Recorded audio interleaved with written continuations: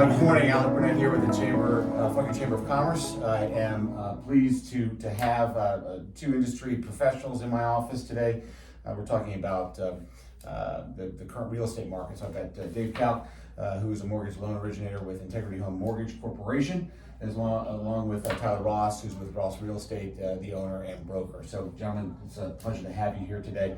We talked a little bit earlier about what we were going to talk about. Two questions. One leads into the other, but let's start with the current real estate market. How did we get here? Why are we in this? Why is real estate such a hot topic right now? Maybe Tyler, let's start with you, and then Dave, you can finish up from the loan side. Sure. So first, thanks for having us here. Appreciate it. Dave, we've done a couple of these together. It's always fun. So you're in for some good information.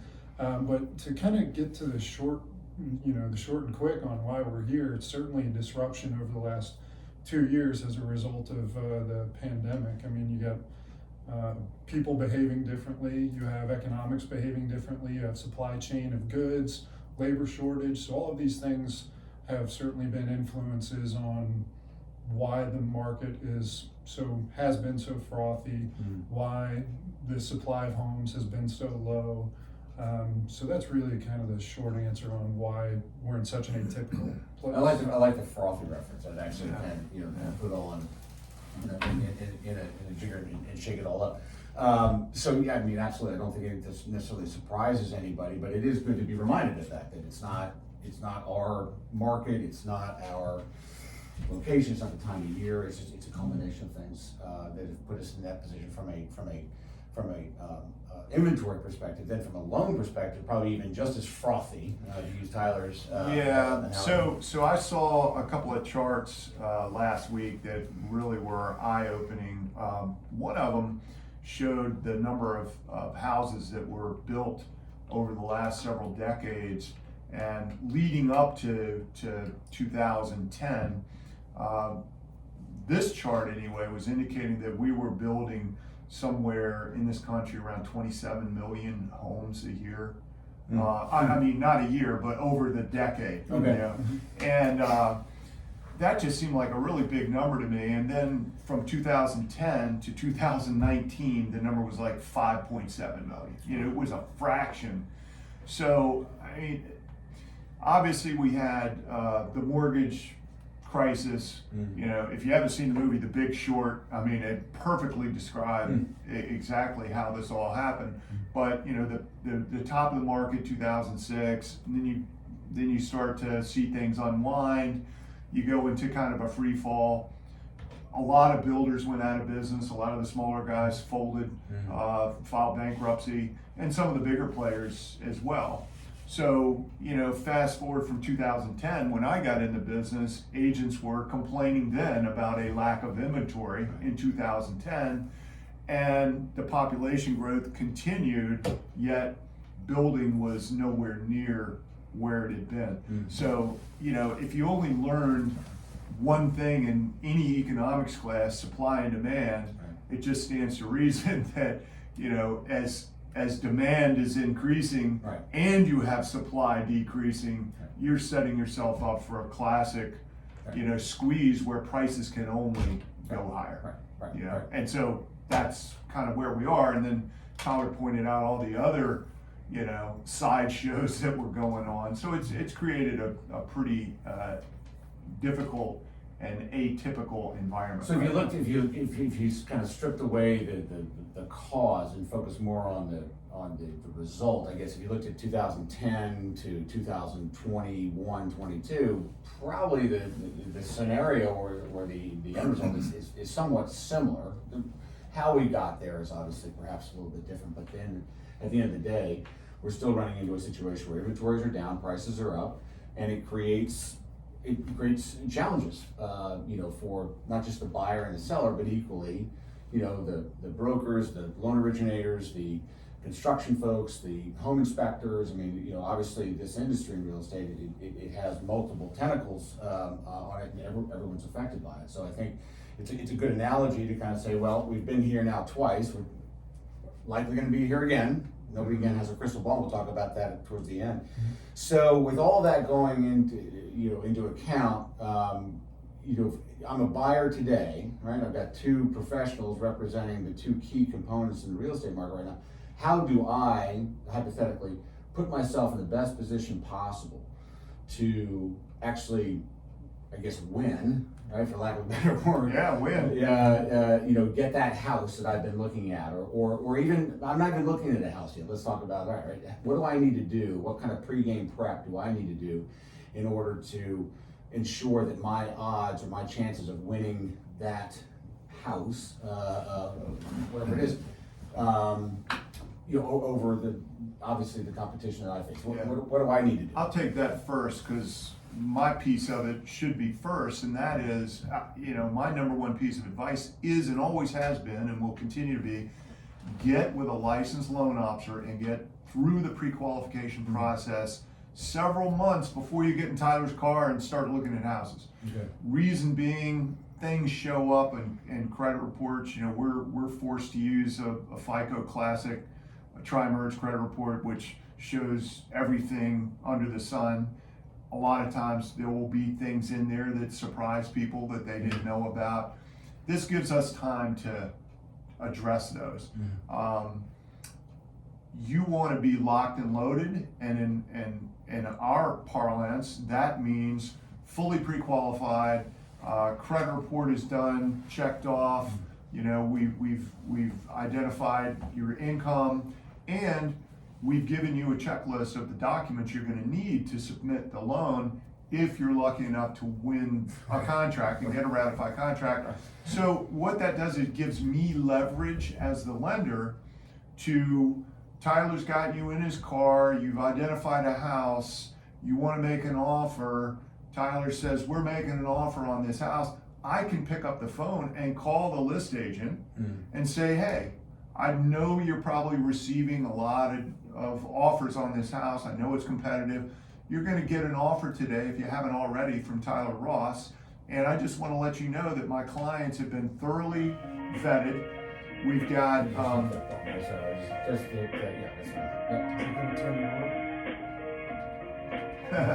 Sorry about that. I'm afraid I'm going to answer it. It's going to turn on speaker. Never mind, yeah. so, Musical. This is actually an actual office, so. yeah, so, you've been thoroughly vetted, and on top of that, I have all the documents needed to submit the loan. We can easily have this thing closed in 20-some days. That's a little bit more powerful than just a list agent looking at a lender letter that, somebody has been pre-approved. Or that seller is just simply looking for the highest number possible, right? I mean, Right. if you want a high number, sure, I'll give you a Yeah. high number, but can I Yeah. back that number Yeah, up? so from my perspective, just having you see me before a good time before you get in the car and start looking at houses, preps us all, because then we're all on the same page. Right. And that's where the then relationship Tyler, once he has that confidence that, and I reach out, and if these people are solid, they're ready to go. Now, Right. what are you gonna do? Right. To get away? Yeah, so being a listing agent, all my buyers end up with somebody else in my office, so I'm pretty much exclusively listing. And over the last couple of years, it's been very much a seller's market. But buyer's market, seller's market, 100% of the time, I'm doing exactly what Dave says. I'm talking to a loan officer. I'm way ahead of time so you can get in front of any problems that you might have. As far as a listing agent, giving advice to a buyer preparing to go into a competitive situation, I think the most competitive situation I've had was 18 offers on a townhouse in Bristow. So 18 agents In a period of probably what, a couple days or weekend, 3 or 4 days. So it was bananas. But that means 18 real estate agents did their job. 18 prospective buyers did their job. 18 prospective loan officers did their job. So how do I present this information to the seller, and then how are those offers distinguished from each other? So the ones that immediately get the top billing are, of course, the best offers in terms of price. Right. And then you start working backwards in the least amount of burdens that a contract would have. So that means removing contingencies, that means the amount of cash that you have to put down versus 0% down loan versus 10% down loan versus 100% cash. Those are all different things. And then of course you've got seller preferences, which you talk about flexibility on a closing date, you know, flexibility for renting back. So all of those things play into putting your best foot forward as a buyer. It's really about, you know, if you're going to step into the batter's box, you got to take a good cut at the pitch, Right. and be as prepared as you can Right. going into it. There's nobody's going to get a house right now driving by. Oh, I saw this house on Smith Street. Yeah. I'd like to look at it, you know, on Thursday. Like, no, it's gone. Yeah, You and, gotta- that, you and that's gotta what be most ready. people Yeah. still think. And Oh my God! that's how I bought homes. I Oh, laugh it's- about that. yeah. You know, the classic. You know, one spouse is on the computer and sees this house. Hey, honey, I saw this amazing house. Right. We got to go look at it this weekend. Right. There's been no pre-qualification. It's just you got two people that Right. you know are pretty confident that they have decent credit. They pay their bills on time, and Right. they don't think that getting a loan is going to be an issue or a challenge. Right. And next thing you know, they're calling Tyler at 12 o'clock on a Friday. I want to go see this house tomorrow. Right. You know? And of course, you're going to do that, but you're also, to your point earlier, you're going to provide them some as much advice as you can, although they're calling you, but it's a question of making sure that they're as prepared, not so much to make the offer, but to be being prepared to understand what is this market's all about, Yeah. right?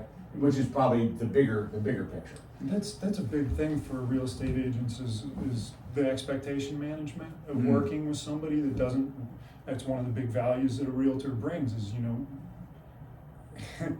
you can't expect to buy a house if you just saw it and are going to look at it in a couple of days. Right.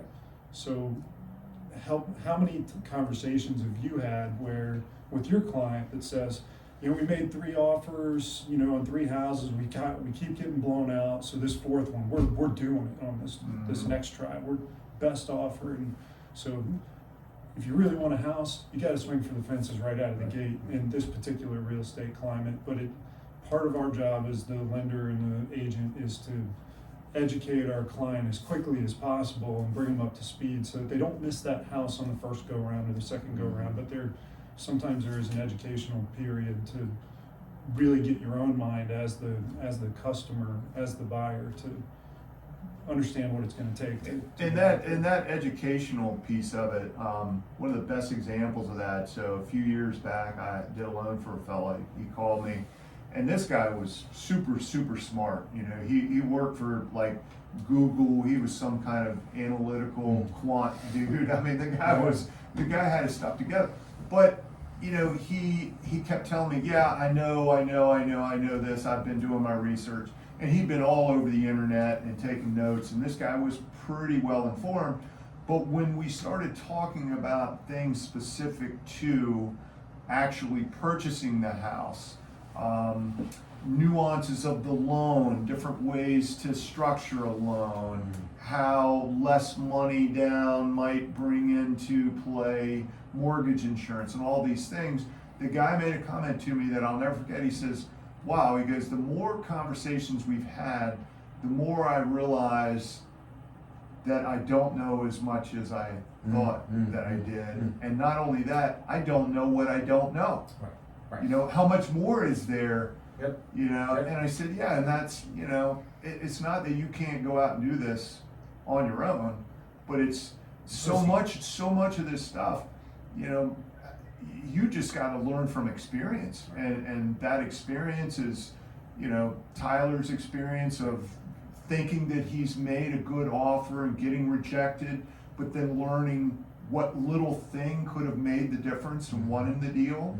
You know, you know, my company, it's, you know, during the peak, I mean, we're closing 500-600 loans a month. You get a lot of experience when those You've loan seen a lot of scenarios things, are yeah. running Right. through, and we're talking about it as a company. We're having meetings and talking about trends and what we're seeing. You get to learn a lot from other people's mistakes at the same And time. successes as well. That's a good point, Yeah, yeah. because you're coaching that team, and I like the analogy of the baseball as well, right? You know, get in front of as many pitches as you can prior to stepping in the batter's box, because once you're in that batter's box, you got roughly three No, shots, right? I don't like saying that because it's batting practice, not baseball. Correct. Because as long as your client wants to hold the bat, Right. they can stand there and look at pitches indefinitely. And when in this kind of market, sometimes we have to kind of pick up some pom-poms and cheer a little bit to keep people from getting discouraged and remind them you're not striking out. This isn't it. You're done after 3 strikes. You stand there with the bat and swing as long as you want. It might take a while before you really connect and hit it out of the park, but it's batting practice. Right. Well, that's a better way of putting it. Yeah, Because you don't, just to your point, you don't want to feed the discouragement, right? Because No, there's got to be no, people that no. that you come across that you've mentioned. Well, they don't know what they don't know, Yeah, so they they keep see getting the house they turned want, down. they Right. get rejected, and And it's not so much that their offers aren't good, it's just that other offers are better, right? And so back to the point of the pregame or, all the preparation, so put yourself in the best possible position to make yourself as attractive as possible to the seller, of which you're not always sure what their expectations are. So, but certain things you can count on, right? So be prepared to have your finances in order. Be prepared to waive the home inspection. Be prepared to waive the radon inspection. Be prepared to waive the an septic appraisal and sewer, potentially. appraisal It's- potentially. yeah. It's hard to recommend those Oh my things. God, absolutely. And even as a Yeah. buyer, it's like, what do you mean waive the home inspection? No, I've got to have the home inspection. Right. I mean, you're mitigating risk, by preparing yourself. But again, you said it, it's the seller's market right now, not necessarily the buyer's market. On that, just real quick, because I've heard some things here that the 3 inspections, right? The home inspection, the radon inspection, and then the sewer drain, Septic. Well, and septic. Right. In your estimation, of those 3, and Dave, yours as well, home inspections, I can maybe see that as being a wave. The radon, depending on where you are, right? Because certain areas are more susceptible right now. But the septic lines and the things you can't see, having that stuff waived. I mean, what's your advice to people that are faced with, a seller that wants that waived? So despite being a seller's market, and you might get the idea that you could, as a seller, dictate everything from soup to nuts in the contract, but there's still work to be done as the seller. You still want your house to present well, which I always say is number 1 is white glove, fingertip clean, like that. Mm-hmm. And another thing on a septic system is, just like anything else, is reducing the amount of uncertainties that a buyer would have to give them confidence to buy your house. So if you have a home inspection from 2 years ago, you have that on the counter so somebody can flip through it and you can be transparent in the way your house is conditioned. So for my sellers, when they have septic tanks, I always encourage them to 1, pump the tank, 2, inspect the box and the tank and the lids, and to make that report available. That does, 1, increases the confidence of your buyer that you're being transparent and honest and they know what they're buying, and 2, puts you as the seller in a position to remove some of the uncertainties, because if you find that out during a contract, that could derail the entire process. So again, it's about getting in front of it, being early, and reducing the amount of surprises throughout the actual contract period. No, I'm glad you said it, because we're talking about, kind of what the buyer has to do, right? The buyer needs to stand in front of as many pitches. The buyer needs to be prepared. The buyer needs a checklist. But the seller has equal responsibilities as well. Responsibilities maybe not the right point, but in order to make their product, what they're selling, shine brightest, right? Again, the white glove cleaning. But also, it's like you buy a car, right? One of the first things I do is I go to the glove box, right? Yeah. And I look for, the service reports. It doesn't really matter if I see Jiffy Lube or the dealership, if I'm seeing something there. Right. It gives me an understanding that, okay, the person. I was had just this thinking taken care that of. because Yeah. the car that I bought, this guy was meticulous. Yeah. I mean, it had every record, oil change religiously, 3,000 miles, Right. every service. I mean, it was 5 pages Right. of documentation showing every service. The car, was garage kept. Right. I mean, you couldn't have asked for a better scenario, and everything was completely transparent. It was all there. It doesn't raise necessarily the value from Yeah. the standpoint of the asset, right? Yeah. Whether it's a car or a house, right? So whether you have a 3-ring binder, 6 different volumes of all of your home inspections. The value of the house is still contingent on factors outside of those books, right? But the benefit, of course, is it allows the seller anyway to put their house in a position where it can possibly sell and close so much faster. From the car perspective, it eliminates any ambiguity. Should I buy this? Should I not buy it? You know, okay, boom. It checks all the boxes. I feel confident in my purchase because you're making, what's the home? The largest purchase, right? A family will ever make. The transaction's not a science. The entire transaction's an art, and trying to distill it to a science as best we can is part of what we do. But it's not all bottom line oriented. It's not. There's a lot of feelings. There's a lot of emotions involved, and what's the real and how you feel can sometimes be 2 different things. Mm-hmm. And one of my favorite golfing quotes is, "I'd rather be sure than right." Like you want to feel really good about what you're doing. So as the seller, if you can put the buyer in a position to feel good, it makes all the world. And that's probably obviously a part of both of your positions is because it is an emotional process. You're talking about impacting finances and life and kids. I mean, it's a big deal. So yes, it's a transaction and it's centered around the numbers, but at the end of the day, that doesn't excuse the fact that there is emotion, and your ability to either hedge any kind of emotional outburst on either side is obviously one thing that is I'm sure top of mind for the 2 of you, although you never really know, right? You come across a variety of different situations. I can only imagine the book you guys would write if you put it together, but maybe we'll save that for another conversation. With regards to kind of looking ahead, I guess, none of us have a crystal ball, and if we did, none of us would probably be sitting here, but I saw something about the inventory is still low, but inching up week over week. We're up 20%, I guess, from last week or something like that. So, question to you both independently: if you had the crystal ball, Tyler, right, from a housing market perspective in your domain, what would you see in that crystal ball? What do you think? And let's maybe put a 12-month time frame on it, so that it stays as close to relevant as possible. So the next 12 months, what do you think is going to happen? So I think presently we're in that kind of economics 101, supply and demand. I mean, there are some externalities that are of course impacting that, but yes, you're right, inventory is extremely low. For the last 10 or 15 years, I've observed always about 350 houses actively available for sale, and then another 150 under contract or pending. Last week we were at 64 houses. 13 of those were coming soon. Over 25 of those were over $1 million. So like not a lot to choose from, but I get alerts every time a house hits the market. Instead of seeing one house or 2 houses, I'm starting to seeing them in kind of chunks of 5 or 6 houses. So just in the last week, we've gone from 64 to 82 houses.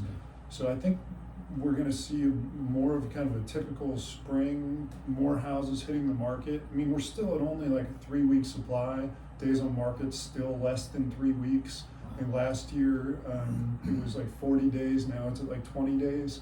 So I think that'll start to extend. We'll see a little bit more supply. Hopefully more building starts. Fauquier County is not the easiest place to generate lots and create inexpensive lots. Therefore, it's not the easiest place for smaller builders to necessarily do great, though a couple of them have. So looking forward, I'm anticipating kind of more in the same with a little bit of stabilization, of course, pending the stroke of a pen at the government level or some other market impacting the real estate market. But lots of buyers, not a lot of sellers. Price will continue to go up, pushing a little more sellers into the house, and then the people that want to move from Fauquier to Fauquier will be able to do that. There's a lot of people moving from DC to Fauquier, Prince William, Fairfax to Fauquier. Hopefully we'll see a little bit more interplay within the county where people can downsize or upsize, which they haven't been able to do over the last year or 2 because they just couldn't replace their property. But well, that's the other thing too. Replacing the property unless you're moving out.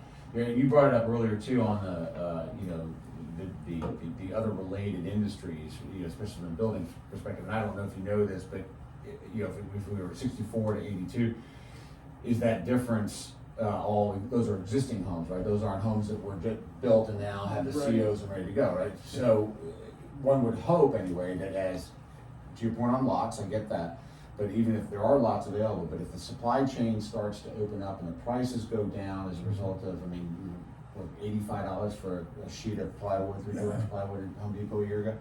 You can't, you can build a house like that. 16-week Oh, my waits Lord. for windows, Crazy. door places aren't even taking new customers. Yeah, Like, a it's year to get a couch. real hard. So as those things hopefully start to experience kind of the regeneration of spring or the equinox, whatever you want to call it, obviously that'll hopefully drive up the inventory, drive down the prices, or at least stabilize the prices. From a lending perspective, Dave, what's your 12-month crystal ball showing? I know the Fed just made some big Yeah, Fed raised rates. decisions this last week. Not only did they raise rates, they indicated that 6 more are likely to follow. That sounds like a really big deal, and it is. I think the challenge that the Biden administration is stuck with right now, and I wouldn't wish it on anybody, is how do you execute the so-called soft landing? Mm-hmm. The Fed's only been able to do that one time. Because the risk is you don't do enough, and inflation gets out of control. We remember during Jimmy Carter era, and Paul Volcker had to come in. They had to aggressively raise rates to stop that 17. inflation. Yeah, it was rate. 17-18% at that time, right? So you don't want that, but at the same time, you don't want to tip the economy into a recession. Sure. I don't know how they're going to orchestrate this thing, Right. but the good news is that people, at the end of the day, everybody wants a roof over their head. Right. So houses will be sold, people will move, regardless of what the rates are. The average rate for a 30-year mortgage over the past 30 years has been in the neighborhood of about 5.875. We're not there. Right. We're rates have trickled up, but we're still in the fours. Right. The people that's going to hurt this trend are the people that were on the margin, the people that just barely could qualify, to start with, to where, we do a pre-qualification for them, and in our pre-qualification, we're using a current market rate, and maybe we bump it up a half a point as a buffer, and they still qualify, but they don't qualify for a 1 point increase in rate, or God forbid, a 2 point increase. So a lot of the margin will be taken out, a lot of those buyers. But in terms of the market completely collapsing as a result of that, there is so much demand right now that unfortunately the marginal people will just be ones that kind of don't get lucky enough to win a deal, and win a contract. I am stunned when I hear about these cash buyers on $1 million properties. And it's more often than you think. If you're a buyer, how do you compete with that? You're bidding on an $800,000 house, and you make a great offer. You're putting 20-25% down, and somebody comes in to pay cash. Right. That's so. There's still going to be some of that, obviously. But I can only hope that the supply chains loosen a little bit, and we can see the building industry get back to what's considered. I read last night that normal inventory level would be about 6 months of inventory. Would be about a normalized market. Does that sound right? I don't know the answer to that. I feel I like don't I know. haven't been in a normal market in a long time. Yeah. Well, I remember looking at some of the MLS sheets. You'd see days on market, 104, 200. Yeah. You're talking about 20. Yeah. Talking about two-digit day on market stuff. One thing we didn't really talk about, but the three of us have chatted about before, was the type of buyer from the standpoint of is it am I selling my house now because that's my primary residence, but I need a new primary residence, or am I looking to buy this house as a investment, i.e. maybe it's time now for a second home, the market conditions are good, I've got the cash for whatever reason, are we seeing more, or is it hard to identify what type of buyer? Is it the buyer that, again, is looking to basically replace their primary residence, or is it a buyer that's looking to complement their their investment portfolio, or having a second home, whatever the case is? I mean, what are you seeing out there right now with the limited number of sales that are Yeah, going on? my anecdotal experience could be summed up in Miami is the new Wall Street. You know, like if you're 26-year-old hotshot making $2 million on Wall Street, living in a $15,000 a month studio in New York, and your boss says you can work from home. Yeah. I'm flying to Miami, Yeah. paying half the money for twice the place. Yeah. And that's what I think's happening to Fauquier. A lot of people got the green light to do some remote work from Fairfax or DC, so they can oversell their $1.5 million place and spend, for 2.2 there, and come here and overspend their $1 million place for 1.4. They've just got a load of cash in their pocket. So we're seeing a lot of that kind of buyer. People that are selling here tend to be leaving the area. People that are moving here tend to be coming from another area. But that's just my anecdotal experience. Yeah. It's hard to move sideways right now. But that's a good point. Again, it just goes to show, the complexity of it all. I think I've Gas seen prices, I'm sure, play into that. I've seen a little bit of everything. I mean, there's still first-time home buyers, of course. Right, Young, two-income families that don't have kids yet that want to give. Interesting statistic. I saw that the overwhelming majority, I can't remember the number, but it was pretty high. I want to say it was like 80% of newly married couples either buy their first house a year prior to marriage or a year after marriage. Wow. So that little 2-year window, right before getting married, right after, is when the overwhelming majority of first home buyers are buying a house. So you still got that. You get people downsizing. You've got people that, frankly, just see the opportunity to sell in this market and are like, you know what, we're thinking about retiring in a few years anyway. Let's buy a second home where we might want to end up, and they have that in place. Right.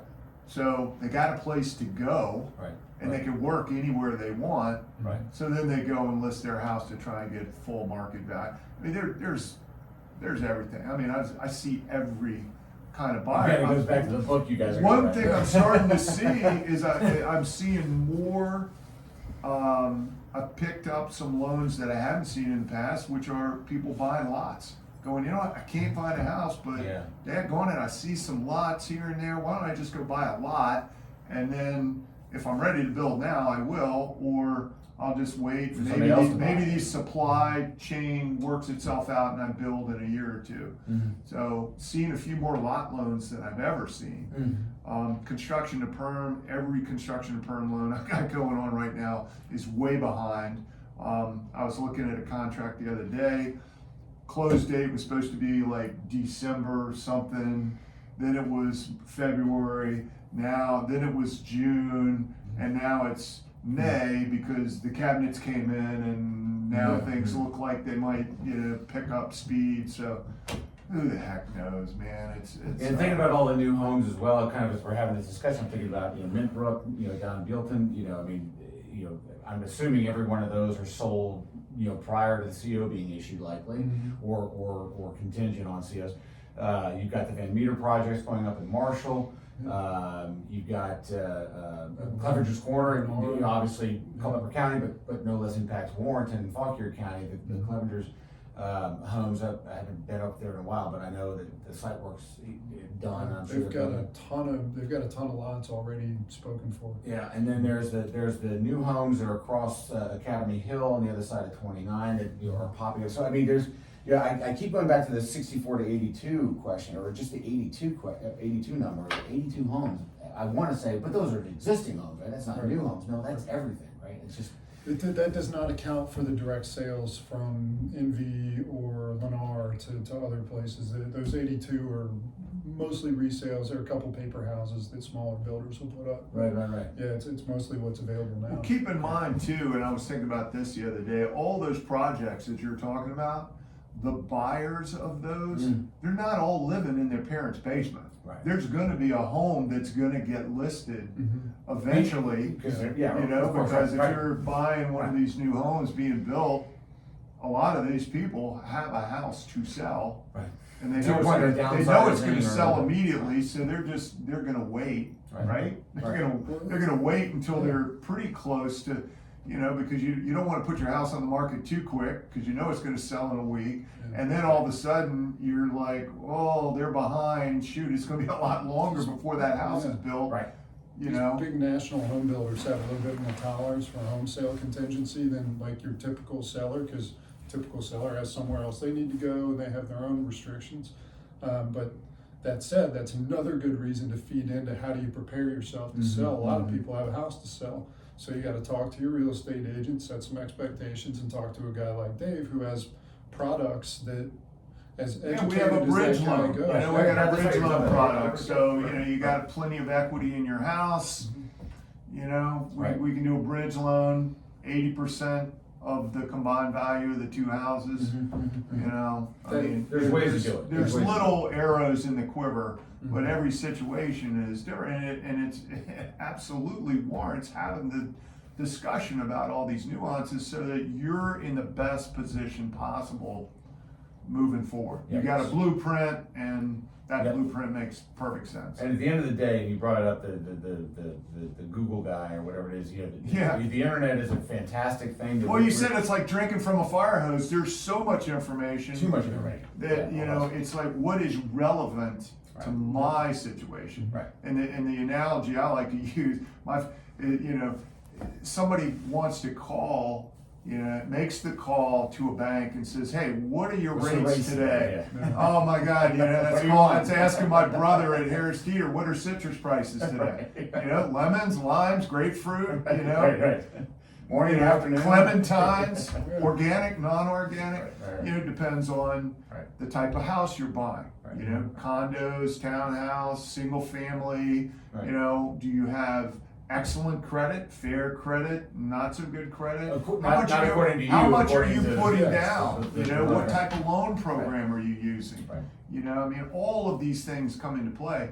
One of our loan officers had a rough day yesterday. He had someone that he pre-qualified, and it was for USDA financing, which has an income limitation, right? They got a raise. I mean, they're literally supposed to be going to closing, and this person got a raise that knocked them over the income limit. Wow. They do not qualify now Wow, for that just right USDA. Never loan. get ready to close. Closing. Yeah, Wow. they weren't too far away. Well, thanks for the raise, but yeah, killer. You know? Yeah. Well, it just goes to show, you know, that what's the saying, you know, not preparing, you know, is preparing to fail, and Failure to plan is planning to fail. Yeah, and you can never probably prepare enough, but it doesn't mean that you shouldn't. And so I think, you know, you guys are representing obviously that just pragmatic and logical approach to say, look, you plan yourself out, you get in touch with the right people, ask the right questions. I mean, you brought the point about not knowing what you don't know, and I think that is such a viable statement. You know, I have no problem being necessarily ignorant about something. You know, it's a difference between that and being aware of something and not abiding by it. But if you don't know what you don't know, find somebody that can tell you what it is that you don't know, as well as be able to answer the question, both from a loan perspective as well as from an actual home or lot perspective as well. Any final kind of words of wisdom or? Yeah, to touch on what you don't know, I think that comes down to people a lot. But in the example of that townhouse, I got 18 offers on. Like, part of that is, who do I know that I played with before and play well with? And I'm going to tell my seller, look, this pre-qualification is from Joe Schmo in Scottsdale, Arizona. It's, you know, they got a website. I don't know who this is. This one is from Dave Couk. The nuance language in the contract says fully underwritten, conditioned only on appraisal. Like, it's not a blank thing. Like, it's important that if you're picking a real estate agent or a loan officer, that one, you talk to more than one so that you can figure out who to play with. Sure. and two, that they understand the market that they're working in. You know, there are a lot of real estate agents I know, a lot of them are great, a lot of them aren't great. If I get two offers that look the same, I'm gonna pick the agent who, even if I don't know them, I'm doing research. How many transactions have they closed? How much work do they do? You know, are they competent? I'm gonna talk to their loan officer. Have they worked together? So those are those intangible things that you wouldn't necessarily consider, because I can be a real estate agent in Danville or Virginia Beach, but I'm not doing anyone any favors pretending like I can work in that market. So expecting someone from Roanoke to understand how to win a competitive circumstance in Warrenton is not the best service to your client. So it's not just all about, you know, who's got the best looking number, right? I mean, at the end of the day, you know, and it is relationships, you know, whether it's, you know, our small little Fauquier County or whether it's a larger metropolitan area. I mean, you know, the relationships, especially in a transaction such as a home, we've touched on it, emotional, you know, financially, it's the biggest purchase you make. So, you know, relationships are a big part of it. I've represented two realtors from other jurisdictions. They're perfectly capable of doing a FSBO. They're perfectly capable of going through a transaction. But, you know, a Maryland realtor wants to buy something in Culpeper. They called me and asked me to represent them. Like, if that doesn't speak volumes about the value in the process, Local I knowledge. don't know what it does. Kind of local knowledge, like knowing your home golf course. You know, you know every hole and where the tendency is for the ball to end up. Even though it doesn't look like it's going to go that way. Right, it's going to, local knowledge makes a huge difference. Huge difference. That's why it's home cooking. All right, guys. So, Tyler, thanks, man. Yeah, Dave, man, appreciate thanks. it. Dave, Again, as always. we're going to do more of these with Dave and Tyler, other industries, etc. Hopefully, you find these valuable. And as always, we love your feedback. And you know, if you're in the market on the buyer side, seller side, either way, couldn't endorse two people better in their companies, respective companies. So again, Dave, Tyler, appreciate it so much. Thanks, Al. Take care, everybody. Thanks. Good.